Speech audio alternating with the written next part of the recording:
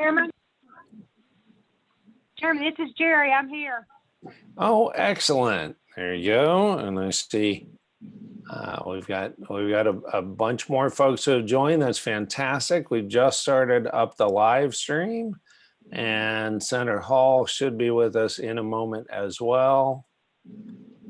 And there we go. Okay. Live stream is going.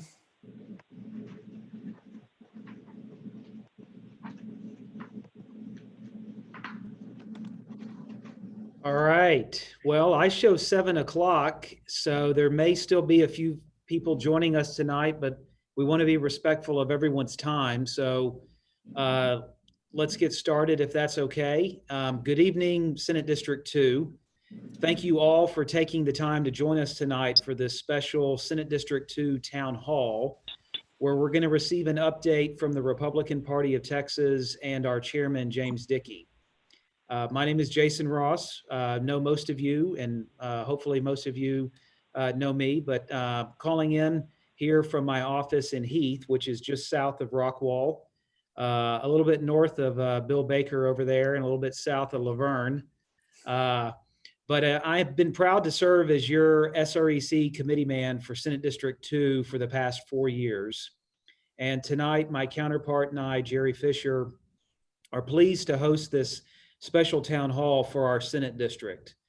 Before we begin, let me offer just a few housekeeping reminders for us to help these virtual calls go smoothly. First, if possible, please make sure that you're on mute, and that'll eliminate background noise and potentially sometimes some embarrassing noises on these calls. But then also, we're going to save a good portion of the time tonight for some Q&A. So you should, if you're online, you should be able to submit questions through the chat feature. And later in this call, after some updates, we're going to reserve a good portion of the call for Q&A. So if you have questions, please make note of those, and you can submit them through the chat feature, and then we'll work through those questions, and you can unmute at that time if that's okay. Now, as you know, the chairman spends normally an incredible amount of time traveling across the 254 counties in Texas, speaking to GOP groups all over the state. Obviously, everything changed 2 months ago, and his schedule of traveling all over the state has been significantly impacted by that. I know, in fact, he was scheduled to speak several times here in Senate District 2. In March, for example, he was going to be our guest at the Republican Men's Club breakfast, but that had to be canceled due to the newly issued coronavirus restrictions at the time. I believe he's currently scheduled to speak in Fannin County in early June, and hopefully that will still be able to take place. But in the interim, one of the things that the chairman offered to do for every Senate district was do one of these virtual town halls. And I've had the opportunity to listen in on a couple of them so far, and Jerry and I felt like this would be a great opportunity here in this interim period for us in the GOP grassroots to stay connected, hear updates on all the things that have been happening, whether it's been county conventions and changes to those, rescheduling the state convention, protecting our delegate count at the national convention, and then, quite frankly, just the incredible financial position that the Republican Party of Texas is in right now, and all of the collective efforts that the chairman is leading towards victory in November. So to get us started, I would like to introduce a few folks that I can see so far. I know that our state senator, Bob Hall, has joined us tonight. Good evening, Senator. How are you? Just fine, Jason. Doing great. Good to see you tonight. And so very grateful to you and our chairman, James Dickey, for doing this for the folks in Senate District 2. Is very much appreciated. And I thank Well- you for letting me join you. Absolutely. Thank you. And I know you are doing, I believe, a similar call online for Senate District 2 for your constituents tomorrow night. Is there anything you'd like to say about that? Yeah, yes, I would. I'm going to do Facebook Live. Senator Bob Hall on Facebook. We'll do it at 6 o'clock. I'm going to give a summary of probably cover some of the same things covered here tonight, but the main topic I want to address is the issue of property tax, to get everybody understanding where we really are and what is happening and what I think is going to happen with regards to property tax, because I know folks in some areas got sticker shock when they got their appraisals right in the middle of this disaster that we're in, or emergency time, and have some concerns. So I'd like to address that with them. And then we're going to talk about a few other things with regards to opening up and where I think I see us going. Okay.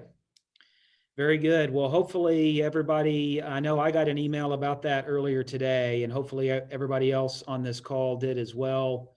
I'll be happy to forward that to anybody that didn't, but I appreciate you doing that update tomorrow night. And then I know we've got a number of our county chairs that I can see. There may be a few others that I can't see on my screen, but I know Donnie Weisenbaker from Hopkins County is on. Laverne Kinnemer from Rockwall County is on. I see Joe Adams from Delta County, Debbie Nelson from Rains County, and I see Melanie Grammer from Fannin County. Are there any other county chairs that my screen is not showing? Let me try to toggle over. Hey, Jason, this is Jimmy Weaver. I'm on the phone. Hey, Jimmy from Kaufman County. Great. Good to hear you, Jimmy. Jason, Barbara from Grayson County. Hey, Barbara. Thank you for joining us tonight. Neighboring Senate District. We appreciate you joining us.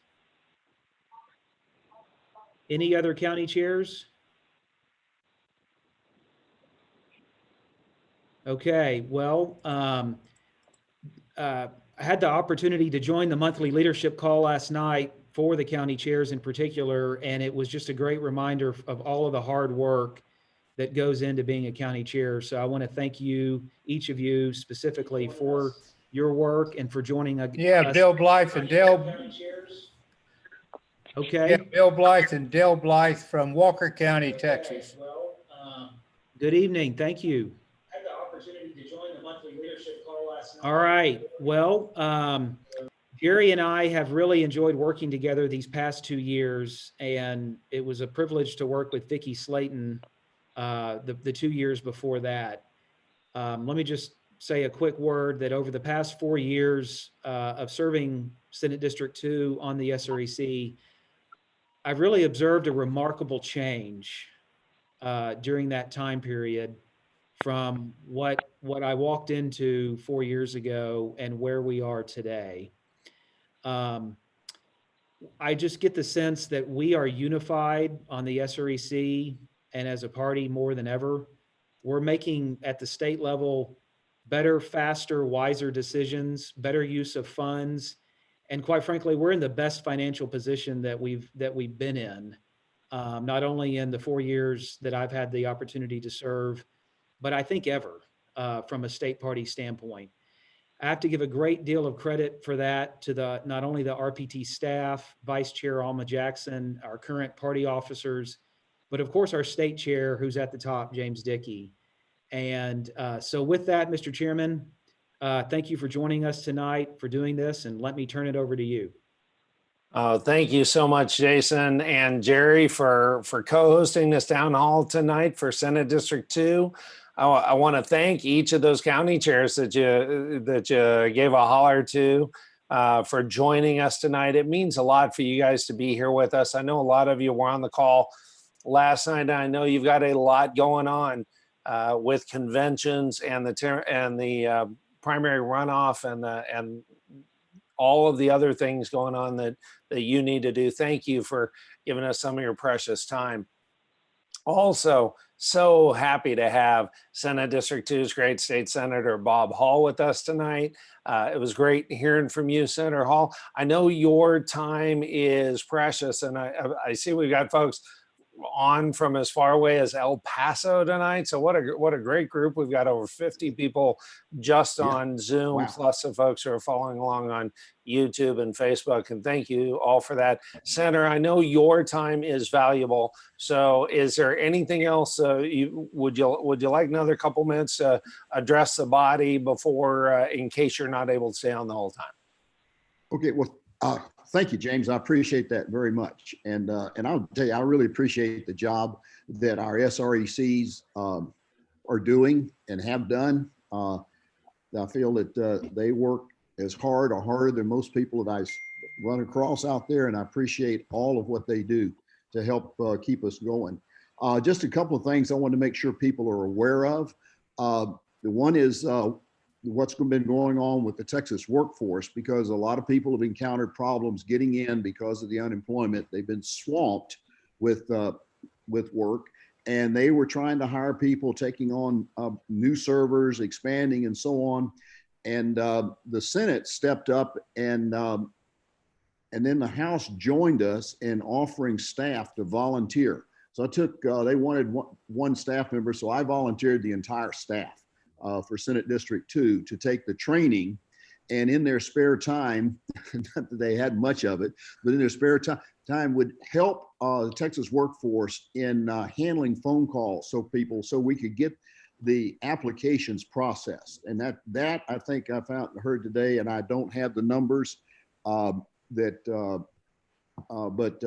it is catching up, and they're doing a real job. We've processed, I think, more in the last month than they normally do in about 3 years of time. The other thing I wanted to point out is that the Senate has, the Lieutenant Governor has moved out in recognition that we need to be better prepared for situations like this. And while we can't officially act in Senate capacity with committees and things like that right now, we have formed work groups with the senators to address various issues.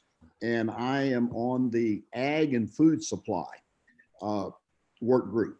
And just to give people a heads up, one of the things that we found and are working towards trying to figure out how we can avert this is a disconnect that we have in the food supply. We have plenty of food being grown, but our distribution system is not set up to handle the way we're consuming food. We right now have basically, and I won't take too much time, but so you'll understand, because about June or July could be a real problem if we don't get it fixed, where we can pick up the slack. We have two food supply chains. It grows the same, but there is the transportation and distribution logistics part for grocery stores that goes to home consumption. And then there is the distribution system in bulk that goes to restaurants and hotels. It's the same food, it's just packaged different. And so we have an issue of packaging for the grocery store is entirely different than the packaging going to a restaurant. They get their stuff in 50 and 100-pound bags. We get ours in the grocery store in 1-pound bags and boxes. And so we've got to find a way to be able to get that redistributed so we can match the demand that's out there. And the other is the opening. I was so pleased this week to see us at least start the effort to begin to open. And I've had numerous calls from people about some businesses that they strongly feel should be open, and particularly barbershops,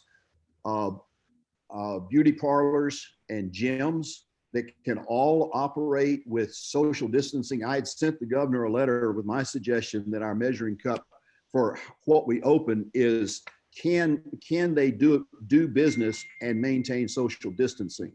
And I maintain that should be the main measuring stick that we use. And so I've got a letter going to him requesting to reconsider the barbershops, beauty parlors, and gyms to go ahead and get those open so long as they operate with social distancing. And so those are the three major items I wanted to cover. And the last thing, I just want to thank our county chairman I really appreciate the work you're doing, and we're going to have lots of work here as soon as we can get readjusted to this way of meeting, which may be longer than what many of us want to have, but we're going to figure out a way to make it work because it's becoming more efficient than it used to be. And I really appreciate James, you doing this, and Jason and Jerry. Thank you guys, and all the chair of Senate District 2. And God bless each and every one of you. Wow, Senator, thank you so much again for taking the time to be with us and for that word. It's such a pleasure to have you. Thank you for all your work you do for our conservative principles in the Senate. And everybody, don't forget, he's doing a dedicated Facebook Live tomorrow night. Check out his Facebook page at Senator Bob Hall. You'll be able to follow along with that tomorrow night. That was incredible. I'm so glad that we were able to hear from Senator Hall tonight on this town hall. It reminds me how much I miss seeing everybody. Jason's right. As chairman, I was traveling around Texas 4 to 5 days a week, sometimes 6 or 7, putting at least 1,000 miles on my car most weeks, over 100,000 miles since I've been chair. It's been such an adjustment not to be able to meet with everybody in person. And it's so wonderful to see so many faces here virtually tonight and to meet with you and give you an update on the party and what we're doing during this pandemic and how our focus on November is completely intact and on track. We at the RPT, we're well on our way to accomplishing our mission for victory in November in spite of the challenges dealt us by coronavirus. This is an unprecedented time, and we face unprecedented challenges. But this time and these challenges, we will conquer as long as we stay united. As President Trump says, we are all in this together. In that vein, we've been making sure to keep up communications with you, our Texas Republican grassroots, about the impact of coronavirus on us, on the Republican Party of Texas, on our local and state conventions, on the transitions we've had to make in the field from in-person to on the phone, and trainings from in-person to online, and how we are staying laser focused on victory in the November elections in spite of the challenges. Let me talk for a minute about our local and state conventions. The State Republican Executive Committee met electronically to address 2 big issues that directly affect our grassroots: the state convention dates and the national convention delegate allocation method. The SREC voted to move the state convention in Houston from May 14th, 16th to July 16th, 18th. And they also voted to allocate all 44 of our at-large delegates using the statewide allocation method under the RPT rules. They did that so we wouldn't jeopardize our delegation strength to the national convention. With this change, all Texas delegates were locked in for President Trump. Both of these votes will need to be ratified at this Saturday's in-person meeting of the SREC in Weatherford. I am so thankful the SREC took the steps needed to keep the business of the Republican Party of Texas moving forward. It was an incredible accomplishment that we were able to move the dates of our state convention, plans which were originally set in place over 3 years ago. And we only had a 6-week window when we could have even moved it to, and there was 1 week available. And we were able to move it with no loss of space, no loss of meeting rooms, and no additional cost to the RPT or to the delegates. That was nearly miraculous and a major accomplishment. And I applaud everybody on our team who helped make that happen. And I thank our county chairs for being so diligent in moving the county conventions from March 21st. You know, that was our first major challenge.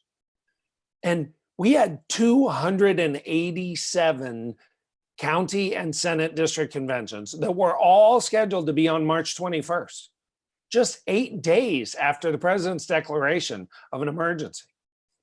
But all of us working together, we achieved a gargantuan feat by smoothly moving our conventions to a later date. Excuse me. It could have so easily gone off the rails, but instead it went off without a hitch.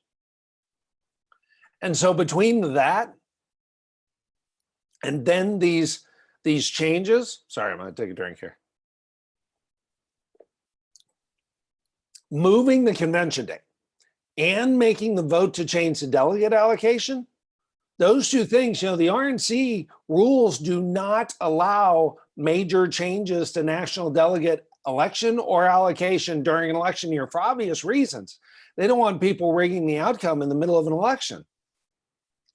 So for us to be able to make the changes we did and get their blessing, their stamp of approval, meant that instead of a massive penalty, we get to keep what is the second largest delegate delegation to the National Convention in the country. Our delegation's 155 members. By getting the RNC's approval from the Republican National Committee's Executive Committee, which our National Committee man, Dr. Robin Armstrong, serves on that committee, instead of a penalty, which would have knocked us down from 155 to 9, we locked in our full 155 delegate strength because that plan was approved in full by the RNC. This was fantastic news, and I'm appreciative to Dr. Armstrong. I'm grateful to RPT's General Counsel, Wade Emmert. Everybody worked together to stay on top of these procedures and protect our full Texas delegation. So that was a big win, but our road to convention's really just beginning. Yeah, I shared right after March 21st, I shared my gratitude to all the leadership, the county chairs, the SREC members, the temporary convention chairs, all of whom managed to pull off postponing their meeting without a hitch. I'm still grateful for all of that change. But as we progress through this pandemic, our road to convention's just beginning. So I appointed a working group to evaluate options and alternatives for our Senate district and county conventions, with special focus on a system to use in place of an in-person meeting if that becomes necessary. Now, our objective is to hold local and state conventions in person if at all possible. We're still going to continue to scrutinize progress through this for the health and safety of our delegates. But so far, so good. And we'll talk more about that during the Q&A part. But for now, let's talk about November. My number one priority for the Republican Party of Texas is to make sure we win for President Trump and our Republicans and defeat the Democrats in November. I'm going to say that again. My number one priority is to win for President Trump and deliver all of our electoral votes for him and win for our Republicans all the way down the ballot in Texas and defeat Democrats in November. We have to remember that that's the main duty of the Republican Party of Texas, to elect Republicans to office, to advance our principles, to make it easier to elect more Republicans to office. And we at the RPT are fully focused on winning for President Trump and Republicans down the ballot. We are working around the clock to make sure we deliver all those 38 electoral votes that President Trump needs, or else he can't be president. So how have we been working on that? Well, right after election night in 2018, we had the vision and the foresight to start working for 2020. And if we hadn't spent every day since that election preparing for victory, we would be in a really bad place right now. But because we did, we are right on track.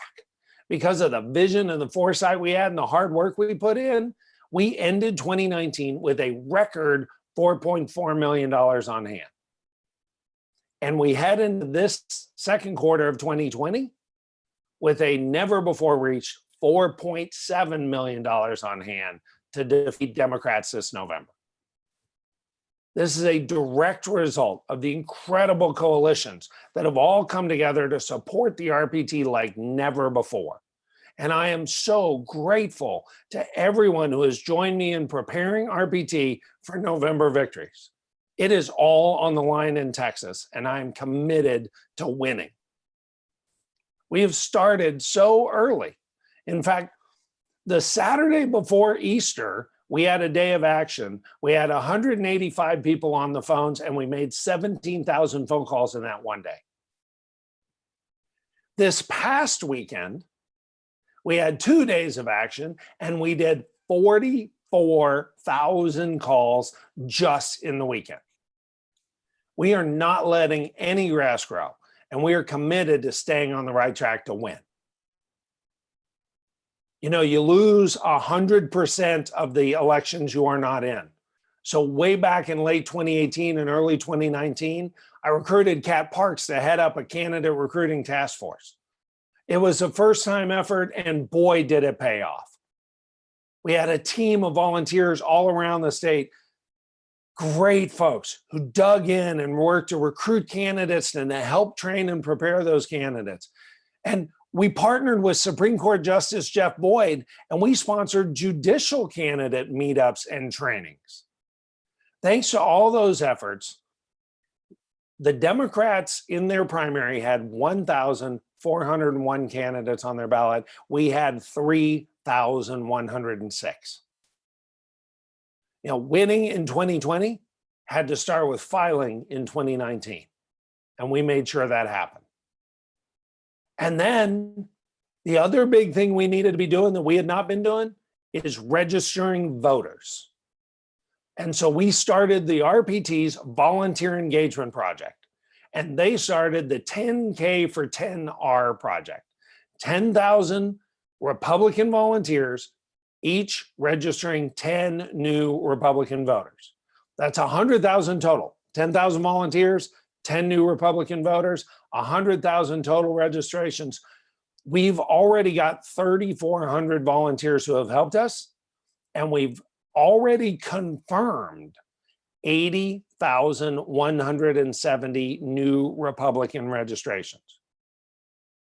Again, that's another case of being way ahead of plan, way ahead of target. And as you look around at coronavirus, thank God we were. Registering voters is back in our DNA. Recruiting and supporting candidates is back in our DNA. You know, it's been decades since the RPT has been focused on registering voters. It's a time-intensive, difficult political activity, but it pays off for multiple elections. We are on track to break through our 100,000 goal months early. And I thank Carl Rove, Steve Munisteri, Mitch Carney, and all the volunteers all across Texas who are banding together to not cede an inch of ground to the Democrats this year. We have put voter registration back into the DNA of the Republican Party of Texas, and I am super excited about it. So please be a part of this exciting time with us. Be part of 10K for 10R. If you are not already, just text 10K to the number 72,000, 72000. Just send a text that says 10K, and we'll send you a link. We'll get your information. We will get you set up. We have been, continue to be, and will not stop being committed to delivering our Electoral College votes for President Trump and victories for all our candidates from the White House to the courthouses all across Texas. We are firing on all pistons.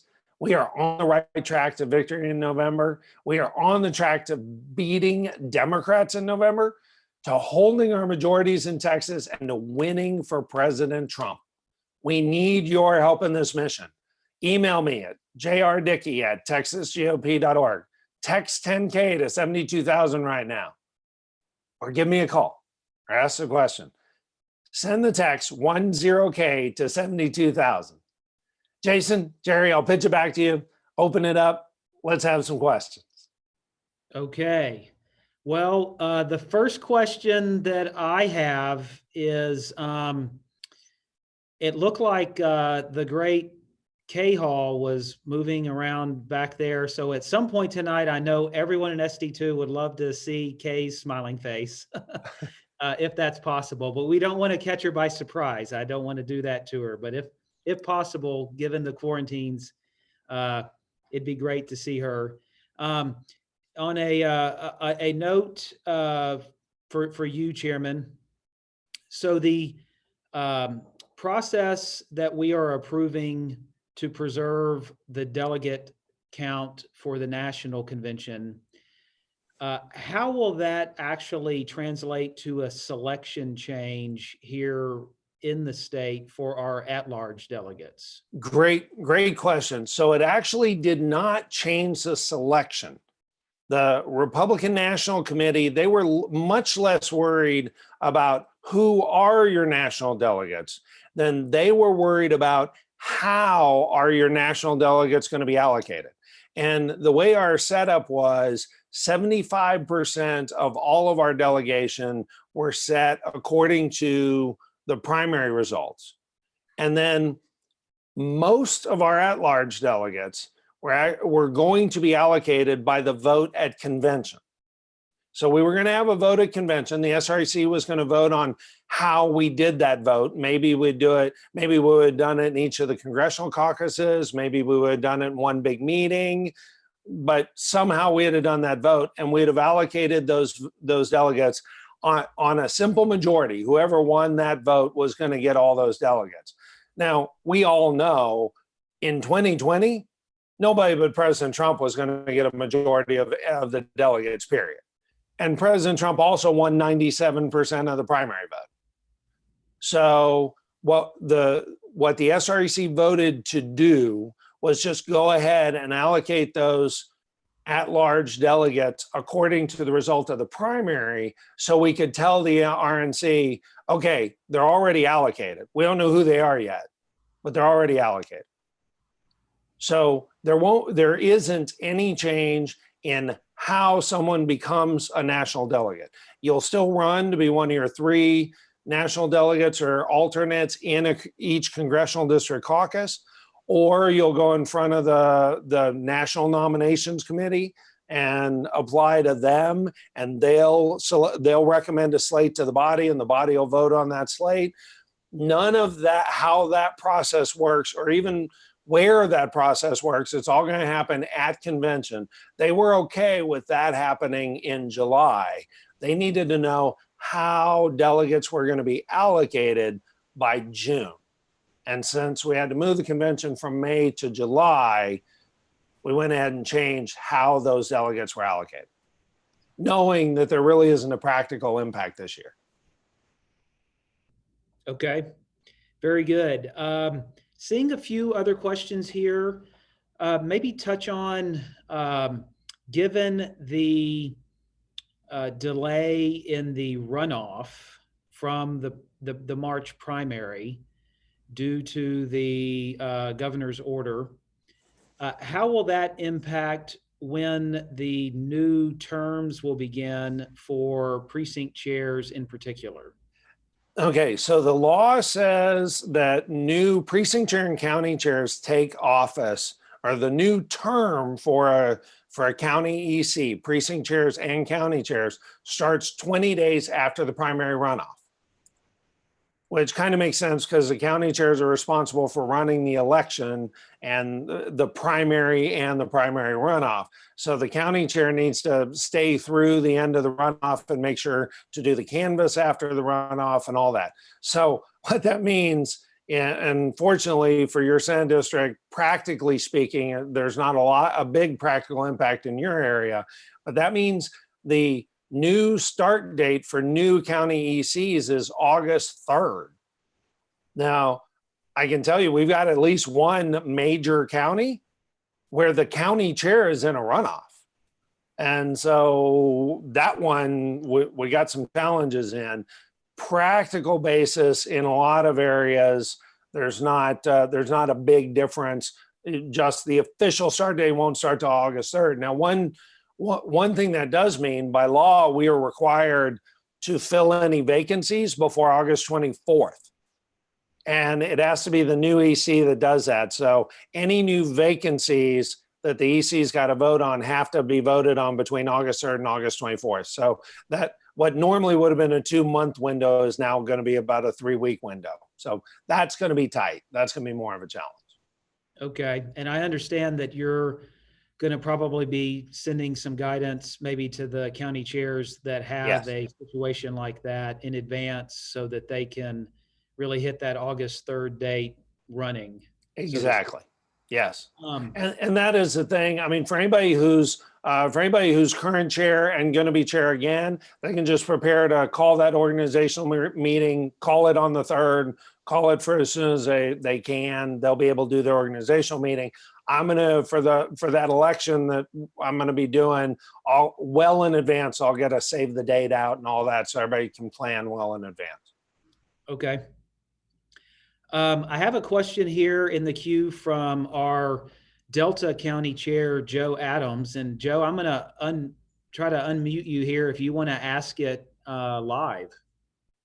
Well, is there anything we can do? I know it's in the courts.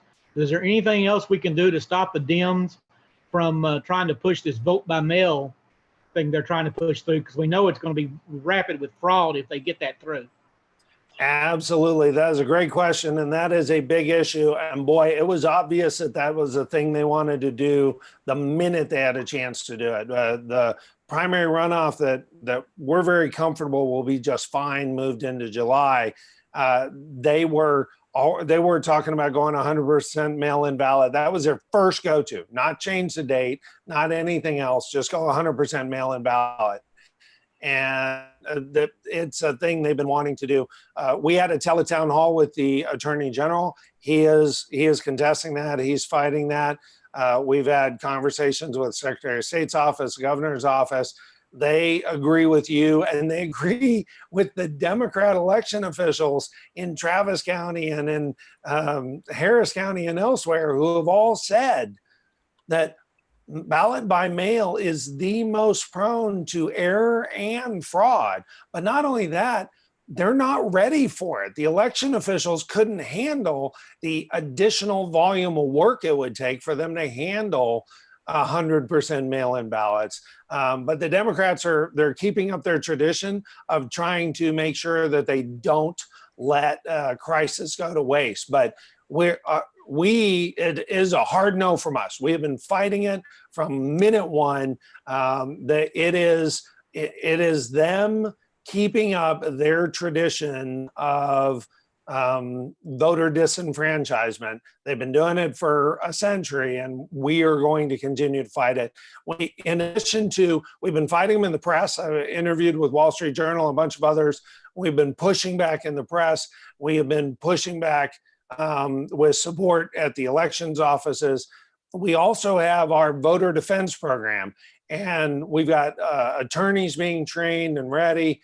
But I'm consistently giving a hard no on that because we know it's so susceptible to fraud. In New York, they've shown it. They're arguing for the November election in New York, the presidential election, to be 100% mail-in ballot, but they don't trust it enough to do their presidential primary in New York by mail-in ballot. So they're pretty hypocritical about it in the Democrat Party. So looking at another kind of related question on this topic, and just thinking about maybe my own parents, for example, I certainly understand the importance of pushing back as hard as we can on mail-in ballots.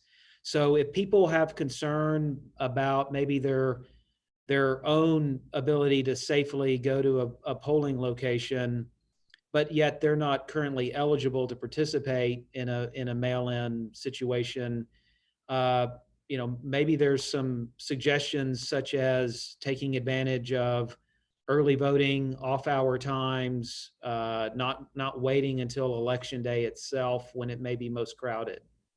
Any other Absolutely. So one of the things that is different about Texas and in other states where they're arguing for this is we have 2 weeks of early voting that is any reason early voting. So you can show up at any time during those 2 weeks and vote. And a lot of the counties are starting to put up, weight estimators and things like that. But the best example I can give is, we have figured out how to buy groceries and do it as safely as we can. Surely by July for the primary runoff, which is not a big turnout, or November, we will have figured out how to do this and do this safely. We're going to have it well figured out by then. Melanie pointed out that yes, in the runoff, it's only 1 week of early voting, but historically the primary runoff is single-digit percentages. Now it also typically has fewer locations, but it's also a much, much, much, much smaller group of people. But don't forget, the governor pointed out yesterday in his press conference, 76% of the deaths in the survey of the first half of the deaths Texas has had, 76% were people 65 and over, and voters who are 65 and over automatically qualify for a mail-in ballot. So the people most at risk automatically qualify for a mail-in ballot. So, I do see. I see we've got a couple other SREC members. And I do want to give them a shout out. Sam Dalton and Tanya Robertson. I see they're both in. Welcome, guys. Thank you. It's wonderful to have you two. Couple questions in the queue here on state convention. First, maybe thoughts on the likelihood of being able to do state convention of a gathering that size in person in July in Houston. And then also for people who are wanting to register, talk about registration process a little bit. Sure. So great questions. And I'm so excited about convention, especially given the governor's orders yesterday. And so we've dug into the governor's orders pretty deeply. He had really good specific suggestions on church gatherings, because churches are completely allowed to go ahead and meet, but their guidance is that, people, to the extent that anyone's interacting, by all means, they probably should wear a mask. And a mask is just as much to help the people around you to keep you from spreading anything as it is to keep you from getting it. So by all means, wear a mask, do some social distancing. Their suggestion is to leave a couple empty seats between you and the next unrelated person, right? You could have a whole family sitting together and then a couple empties and then somebody else sitting there. And to leave empty rows, well, basically it all works down to this same, try to keep it at about 25% capacity. And so one of the things we're working on is how can we just space people out, and how can we do other things to make sure that it's more safe given what we know. And as I look forward, I think we'll see a little less handshaking, right? And a little more hand washing and that kind of thing. But we are working on the plans, and we will be communicating all of this. And everybody, the governor, everybody else, the George R. Brown Convention Center is one of the biggest convention centers in the state. We've got multi-thousand person churches. We've got all of that kind of stuff. I know we can work this out. And to Melanie, yes, when the governor said 25%, what he means is, if you've got a building that has, or a room that has 1,000 person capacity, don't put more than 250 people in it. If you have a dining room in your restaurant that the fire marshal says has capacity of 250, don't put more than 62 people in it. And that's phase one, which hopefully will end May 18th, and we'll be up to 50% capacity. But we're going to, we're Texans. We can beat this. We're learning enough. We're seeing enough. we can get past this. What about registration process for state Great. convention?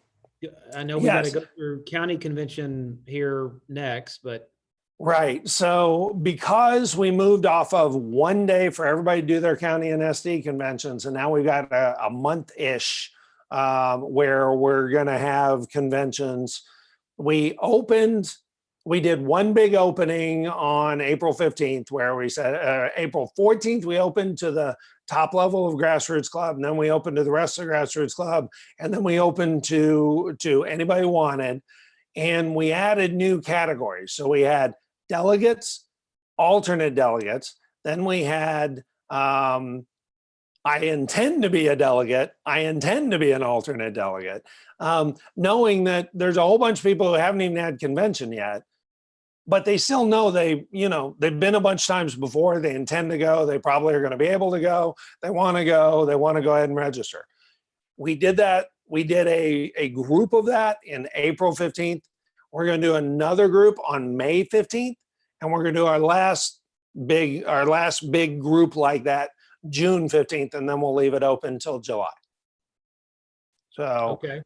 if you miss that first window, don't worry about it. We're going to have another window. In fact, you have a great opportunity to sign up at grassrootsclub.com and sign up either as an annual member or at the top, the gold level for monthly, and you'll get the very first notice of the newest rooms coming available.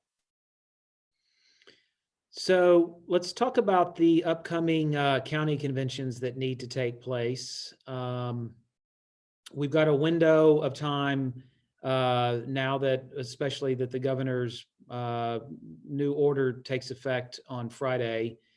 Talk about maybe that window of time, and then some suggestions on for our county chairs here and potential delegates that are on the call for maybe practical things to consider and do in making these conventions happen while we're still under this transition period that will hopefully go from 25 to 50% here before most of these county conventions even take place.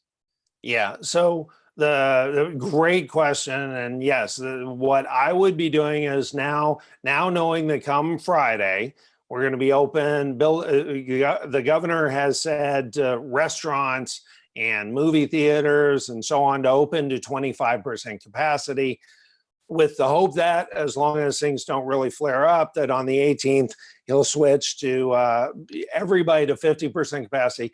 Every county that already does not have 5 deaths or more is already at the 50% county, and so a 50% threshold. So some of SC2's counties are already fine to go to 50% if they need to. So what I would be doing is I would be looking for locations, and I would ideally be looking for a location that's got a room that's double the size that I normally would have had, at least, so that I've got extra room to space people out.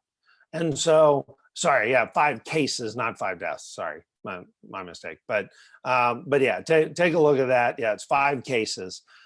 So if you've got a county where you haven't had many cases, you can already be at 50%. And what I would be doing this week, certainly next week, I'd be starting to call around to try to find a bigger location than I normally would have had, so that I've got plenty of room to have people spaced out.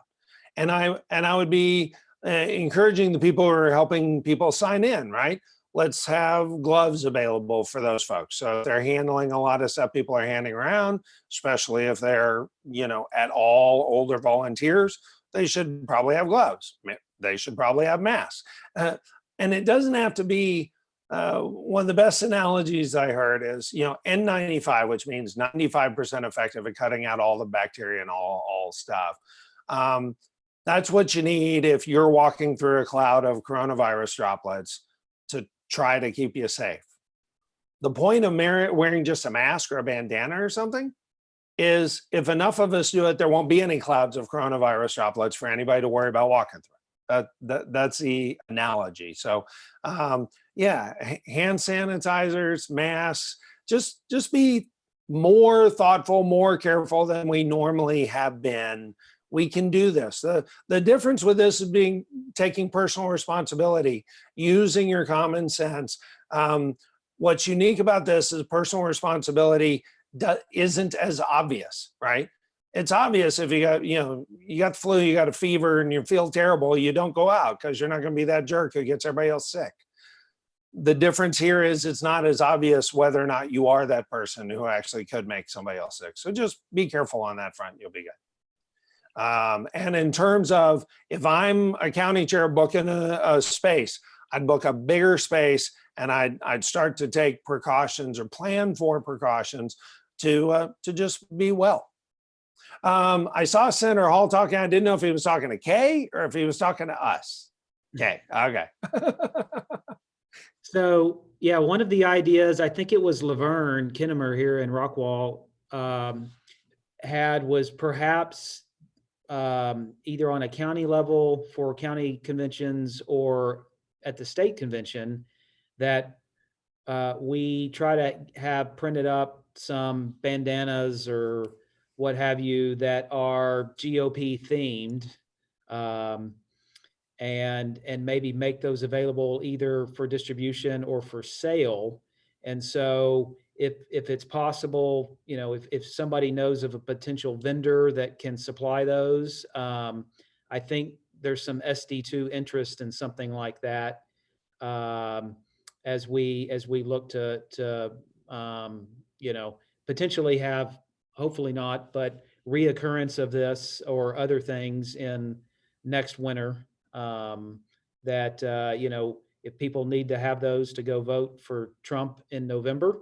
I don't know that we can take those into the polling place, depending on what's on there, but maybe some creative GOP themed ideas for when we're out in the community. Well, I have a feeling at convention there's going to be a lot of candidates or elected officials giving away bandanas or masks or hand sanitizers or all the above. So I have a feeling that's going to be a popular item this year.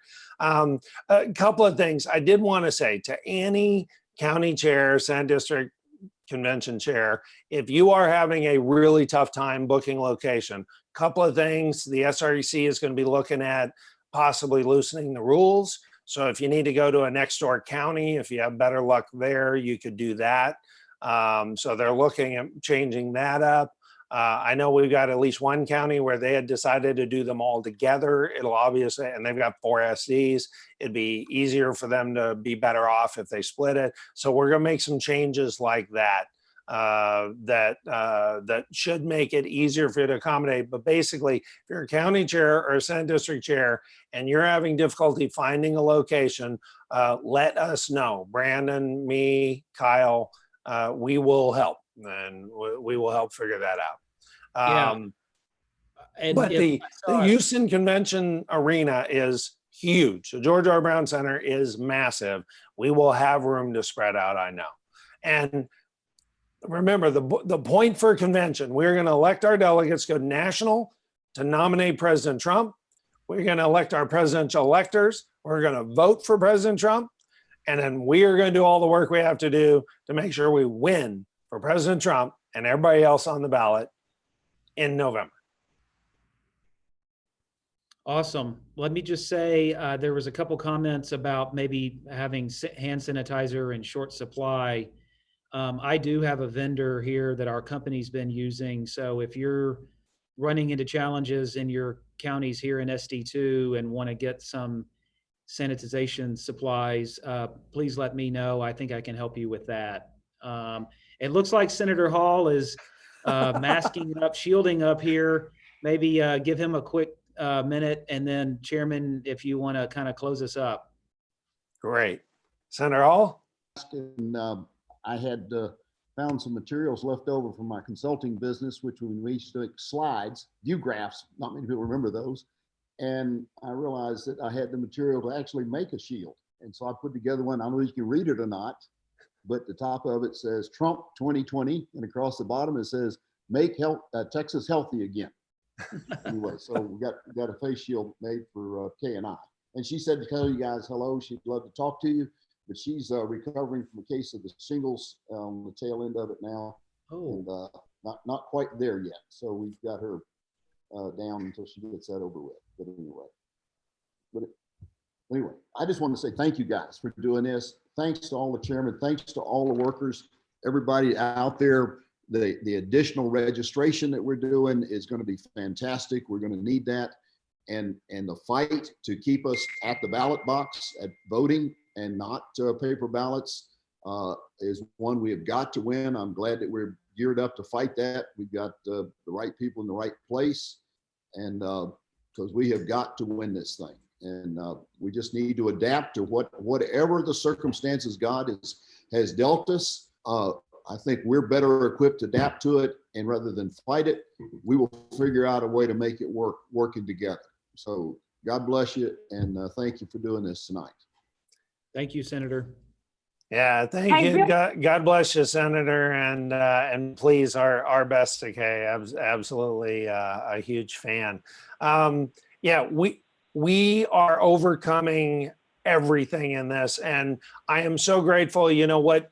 The big takeaway for me in all of this is conservative principles have been shown again to be the right answer every time. Conservative principles have been the right answer when government had to figure out how to get out of the way, and they had to go slashing regulations in the middle of this, right? There are dozens of examples of regulations they had to get out of the way to make sure we could respond to this as a people. And there you go. That's another example that conservative principles are right. And at the party, if we had not already had the money, if we had not already been ahead of plan, if we had not already been saving up for this year, we would not have already had the 50 field staff who have been able to coordinate the effort with our volunteers and do those over 100,000 phone calls this month, which, for perspective, that's more phone calls than we did even in October of 2018 and October of 2016. We are firing on all cylinders because we are doing the work we have to do. We've been doing the work we have to do. We are going to deliver victory in November. We need all of you in on that. Please text 10K to 72,000. Go to your conventions. Help your county chairs, participate in your election. We are going to do all the right things. We're going to overcome this just like we've overcome everything else. We are going to win in November. God bless you, and thank you so much for coming out tonight. Yeah, thank you, Chairman, very much. Jerry, I think you were going to say something real quick. Yes, just real quick. I just want to thank Chairman Dickey. Thank you, Jason. Thank you, Senator Hall, and all those that are joining us tonight. My picture's not on there because it's not a pretty sight. Haven't had my hair done in 2 months. Not good. But if you got a redistricting letter from me, please just return it back to me. Redistricting is also very, very, very important for the next election. Thanks, guys. Stay healthy. Yeah, thanks, Jerry. And just to kind of close this up, with everything that's gone on the past couple months, where we haven't been able to meet together or people are having to work remotely, we're all learning. There's some silver linings here, and we are all learning new tools and new ways of communicating. And this is the first time that we've done a virtual town hall in this Senate district that I've been a part of. I think Senator Hall has done some already, but I'm really encouraged by this opportunity to get together on a Senate district-wide basis, and for people in multiple counties of the 9 counties to see each other, interact with each other at the same time, and not just be limited to the traditional single county club meetings, perhaps. So there really are some encouraging things that are going to come from this. And hearing the updates tonight, Chairman, I'm very encouraged about where we're at and where we're heading for November, and just would encourage you to keep up the great energy and the great work. So thank you very much. I know we're right at 1 hour, and we promised to keep it to an hour. So thanks everybody for participating tonight. If you had a question that you didn't get to submit or that we didn't get to, please feel free to send that to me directly or to the chairman and or to Jerry, and we'll try to get you an answer. So with that, Jason, can I close this out with a real quick prayer? absolutely. Dear Heavenly Father, we just thank you so much for all of our many, many blessings. We pray for your guidance and direction, that you will give us your wisdom, your courage, and your strength to do your will as we lead Texas out of this. In Christ's name we pray. Amen. Amen. Amen. Thank you. All right. God God bless bless. everybody. God bless On to Texas. the next call. God bless you guys. Thank you.